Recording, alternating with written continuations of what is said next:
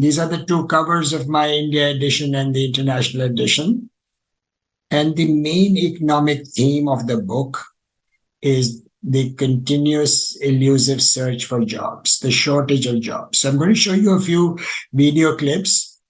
Many of you look very young, but you probably recognize this movie.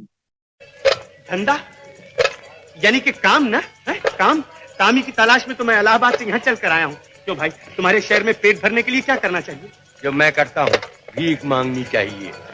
नहीं, कोई काम बताओ मुझे, काम बताओ। तो सोचना पड़ेगा। So the basic theme is that in popular culture, it's always been the case that calm is the main objective of the average person. So this is the movie Satya, 1998, 44 years from Shri 420. कुछ काम मिलेगा? कुछ भी चलेगा तेरे को?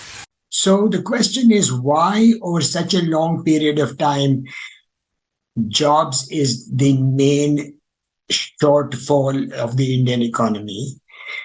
And the key themes are that India continuously loses what I call the Red Queen race because it does not invest in human capital and does not treat its women well.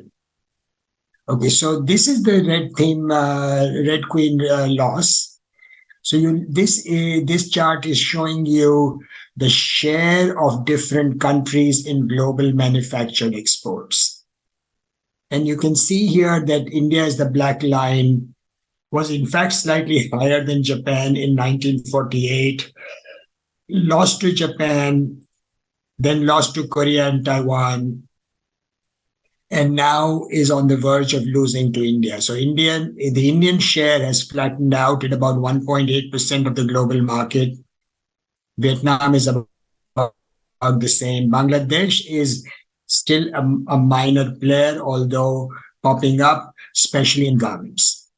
And the corresponding correlate of manufactured exports, you can see here again that the timing, Taiwan had almost 100% enrollment by the 1950s of female primary education, Korea by the mid-70s, China sometime a little later, and then India more recently. So as countries have come on stream in terms of educating the girls, they've also become able to participate in global manufacturing exports. In the Indian case, although the enrollment has now increased to about 100%, there is a severe shortfall in the quality. So here I've taken two states, Tamil Nadu and Bihar, and you can see on the left-hand side the percentage of children in the 5th grade who can read at the 2nd grade level. And it's about between 40 and 45%. Math is even a more serious problem. Percent of children in 5th grade who can do division. And what you see over here is that while Indian children are finally being enrolled in primary school, the quality of primary school education remains very poor. The result is that if you are not able by 5th standard to achieve 2nd standard level, by the time you go to 8th standard, you fall further behind and you keep falling further behind. In 9th or 10th standard, a lot of children drop out. And then those who do graduate go into college unprepared and often to colleges that are extremely substandard themselves. Contrast this with Vietnam. So this is a international standard, international test conducted across many nations. India participated in this test in 2012, came almost at the bottom, so has dropped out of that test.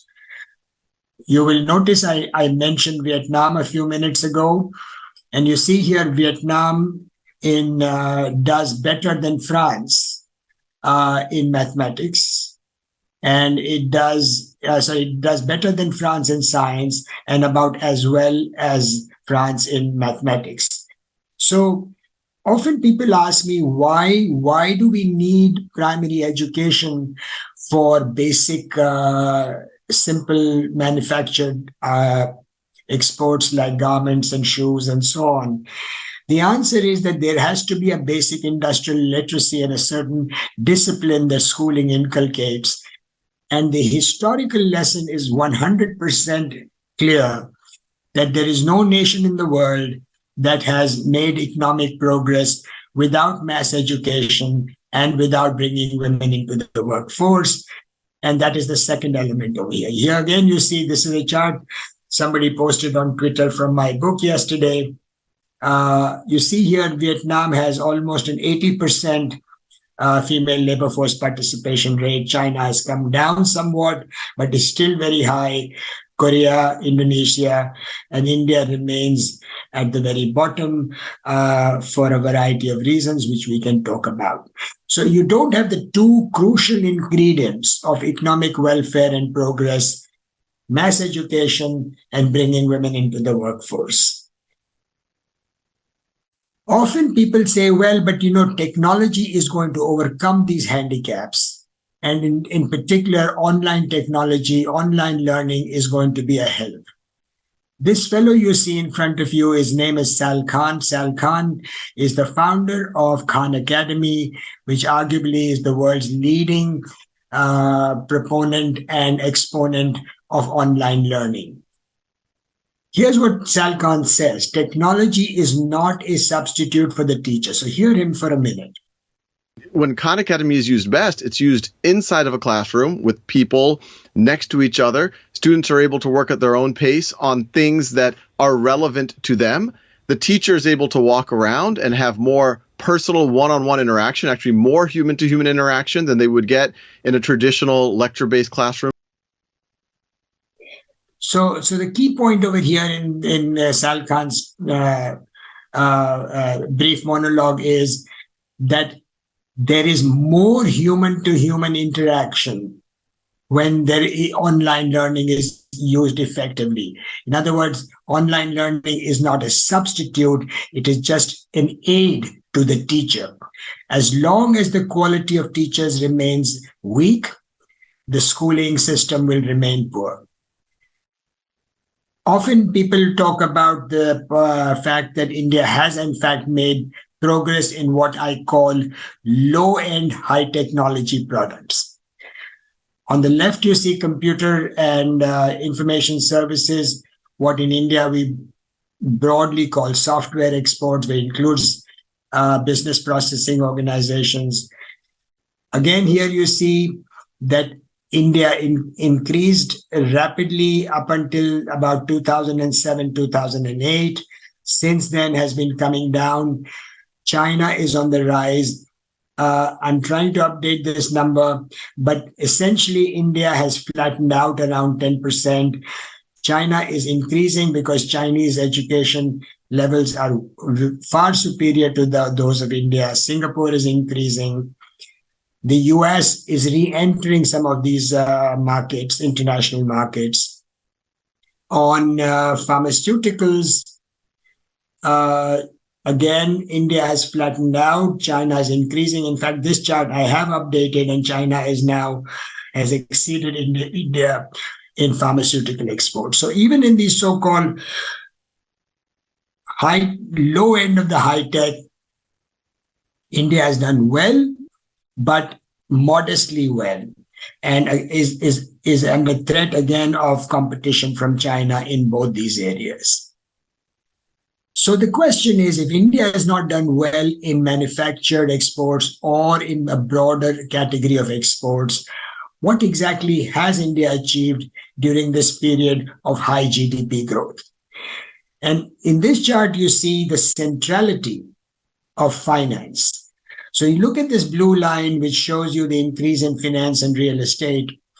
And the key point over here is that this is the period of high GDP growth. In this period of high GDP growth, the sector that grew most rapidly is finance and real estate. That is the sector that is responsible for the periods of relatively high GDP growth. Another sector that grew is construction, although its share has flattened out over time.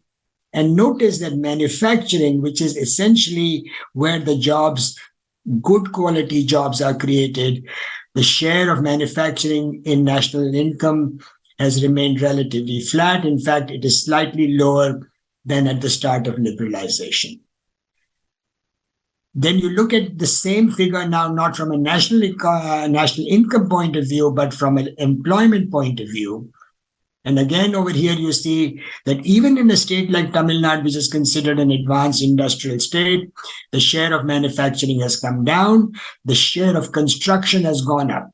Construction share in national income had flattened out, but construction share in employment has increased. So construction has been the most important employment generator for the last 25 years.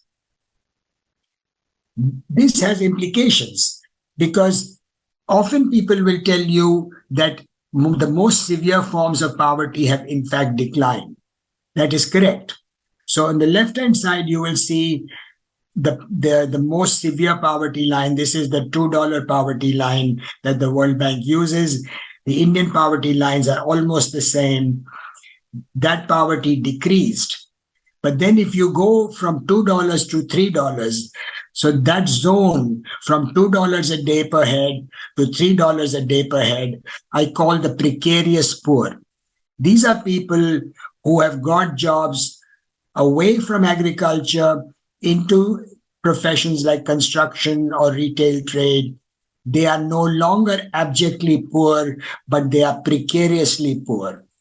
About 40% of Indians live in that precariously poor zone. That zone is one where a job loss, a medical illness, out-of-pocket expenses push you back again into severe poverty. You will notice in this top panel that these charts stop in 2011. And they do so because there has been no data since 2011. There was a survey in 2018-19. The government chose to reject that because it showed that poverty has in fact increased. And so the claim was that that's impossible. Therefore, this survey should be rejected. The problem is that a lot of evidence does point to the fact that poverty may in fact have become worse since these surveys were taken.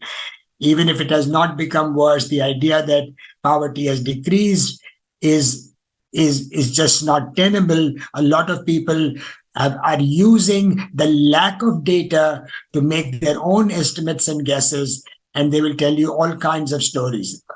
My view is that everything that we know, poverty has remained a very central and dominant feature of the Indian economic and social system. You see that also in malnutrition rates. India tends to have higher malnutrition than even Bangladesh does. And at the same time, the inequalities have increased. I've given you one chart on the inequality increase. This chart ends before COVID. So I will ask you to remember this chart because I'll show you the post-COVID chart in a second. As I say, somewhat tongue-in-cheek in my book, that Adani's stock, you may remember that Gautam Adani transported the newly installed Prime Minister Narendra Modi from Ahmedabad to Delhi in his private plane. And I say Adani stock took off after Narendra Modi became Prime Minister. And the taking off is even more evident after the onset of COVID. Finally, there is this theme that I call the moral failures. This is where I speak about the erosion of social norms and public accountability.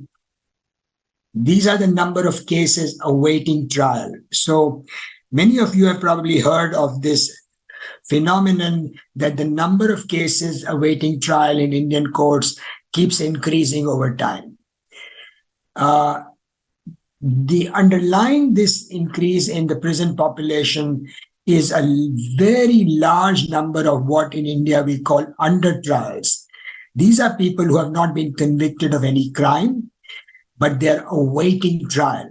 So they languish in jail for periods often longer than the period they would have been in jail if they had been sentenced for the crime that they are alleged to have committed. But they're just waiting trial, and this is the phenomenon that gives rise to this very egregious phenomenon called custodial torture. The share of legislators who are charged with serious crimes has increased over time, not just in Bihar, but even in Tamil Nadu. I say in the book that over time, Tamil Nadu is a much more progressive state than Bihar, but rather than Bihar becoming more like Tamil Nadu seems to be acquiring some of the characteristics of Bihar. And this is at the national level. At the national level, you can see on the left-hand side, the black bar is the Indian election expenses. Indian election expenses have increased at a rapid rate, faster than in the United States. In 2019, the election expenses in the Lok Sabha election were higher than that of the immediately preceding presidential and congressional election. And again, over here on the right, you see this is the share of criminally charged politicians in the Lok Sabha. The black bar is serious crimes, which include rape, murder, extortion, kidnapping, and 29% of Lok Sabha members in 2019 had been charged with these crimes.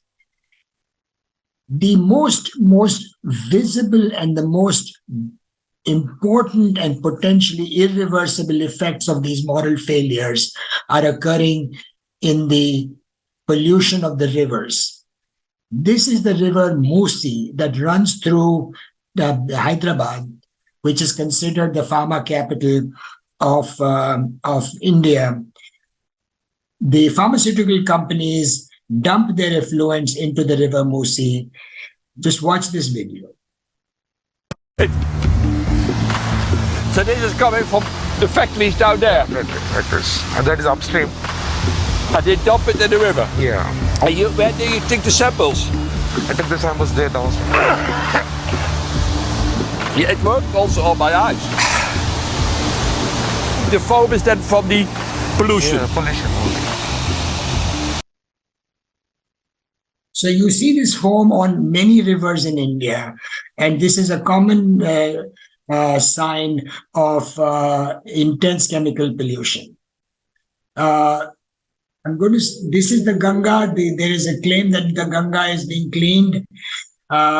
Yes, maybe in some parts, but not in any. It's not clear that the Ganga's cleaning is having any large-scale effects. Here I've shown you 4 pictures of rivers all over India. Asi is one of the 2 rivers that gives Varanasi its name. Asi was a river. Today, people in Banaras call Asi the Asi Nala. You can see it definitely looks like a Nala. On the right is the Noyal River in Tamil Nadu, running through a garment and dyeing district. Sabarmati on the left, and the Yamuna, of course, is perennially dirty near Delhi. COVID was very important, not just for the health damage it did, but also because of what it revealed about the severe shortage of jobs and the severity of the problems in agriculture. So the theme of my book is that agriculture remains distressed, which prompts people to go from agriculture to look for urban jobs. But urban jobs are scarce. So there is this dilemma. People want to leave agriculture, but find only precarious jobs in the urban areas. So this first clip is from a 1946 movie, Dharti Ke Lal, talked about the Bengal famine. During the famine, a lot of villagers migrated to Calcutta. But after staying in Calcutta for some time, realizing how unforgiving Calcutta was, this picture shows you how people are going back to the villages.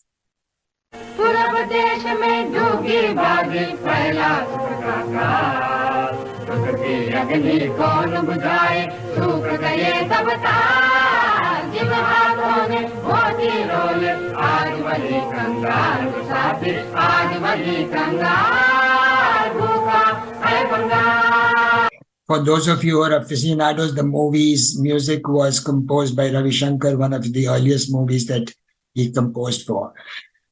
So you see the reverse trek in 1943.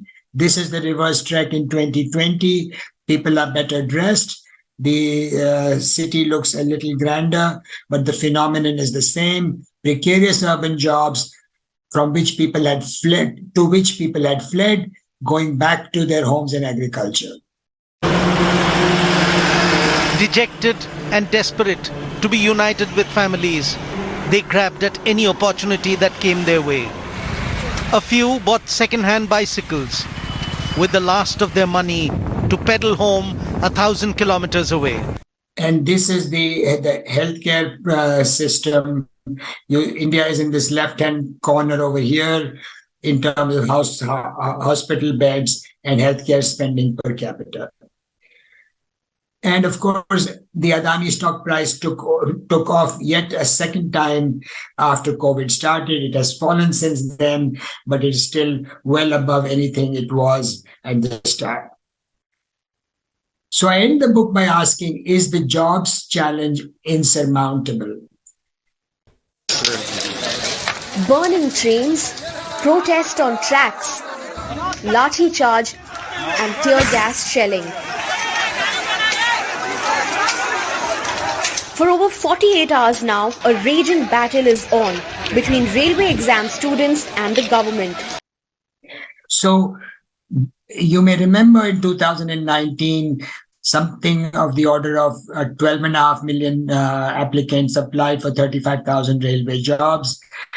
In 2022, the railway said that it was not yet ready to offer even those 35,000 jobs. This was the rampage that occurred. So by my reading, India needs about 200 million jobs over the next 10 years to fully employ its working age population. But over the last 10 years, there's been no growth in jobs. So we have to go from 0 to 200, which I believe is essentially impossible. Rivers are dying, degraded environment, aggravated by the climate crisis. These are new challenges imposed upon our pre-existing challenges. So I've given you a somewhat grim picture, which I think you would have anticipated from the title of the book. Let me leave you with a smile on your face. So this is Nita Ambani's inauguration of the Cultural Center recently in Bombay.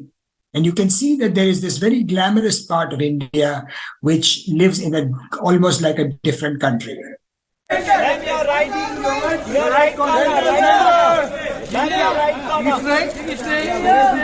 Look straight, please. Yes, that's right. Ma'am, your right corner, give me.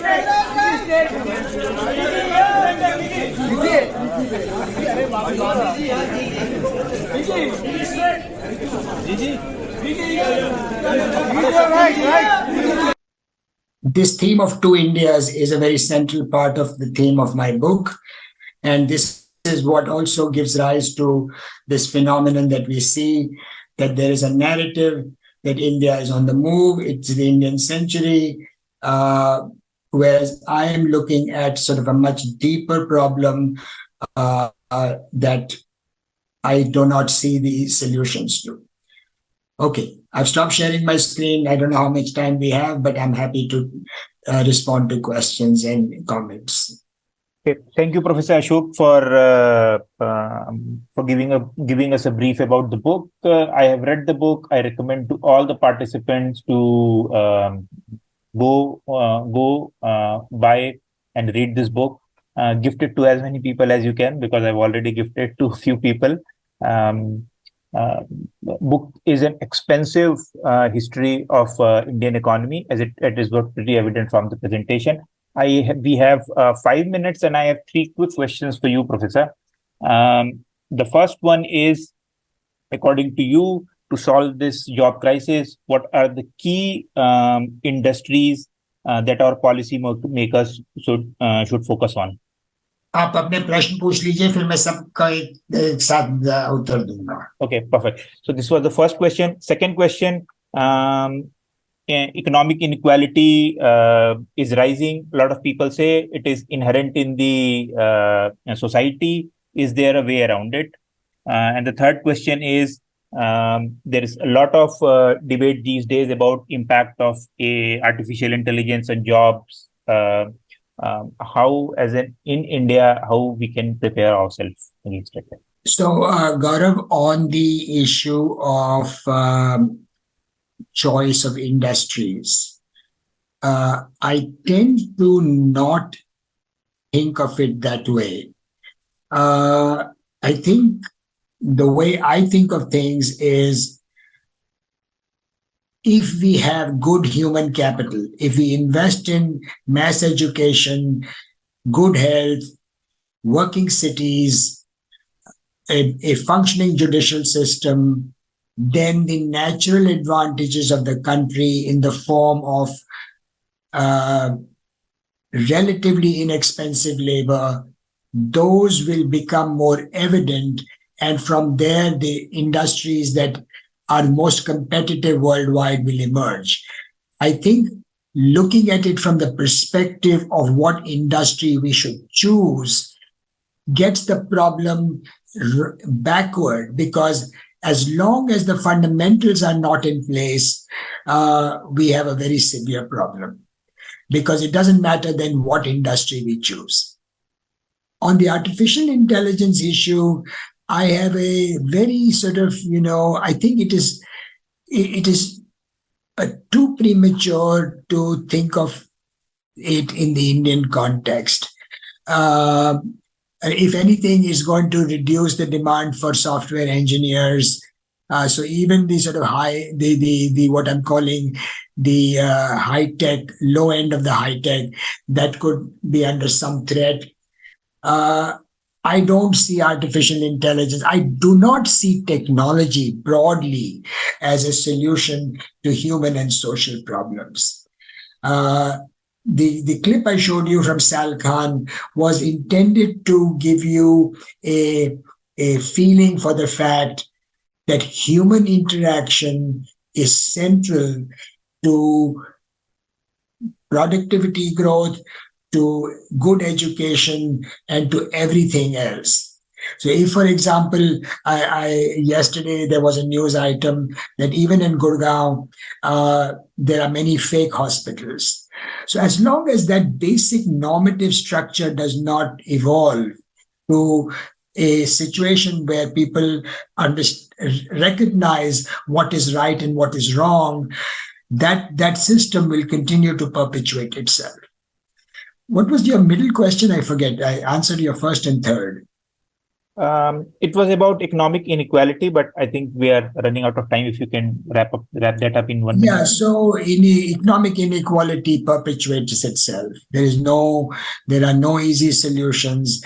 Again, the answer has to be human development. The basic theme of my book is human development. Human development is blessed many times. It creates opportunities, it creates equality, it creates growth. We have seen this for 350 years since the time of the Industrial Revolution. India is somehow trying to bypass that, to finesse that we can do things using technology and industrial strategy and not deal with the core problems of human and functioning public services, and that there is some magic bullet. There is no magic bullet.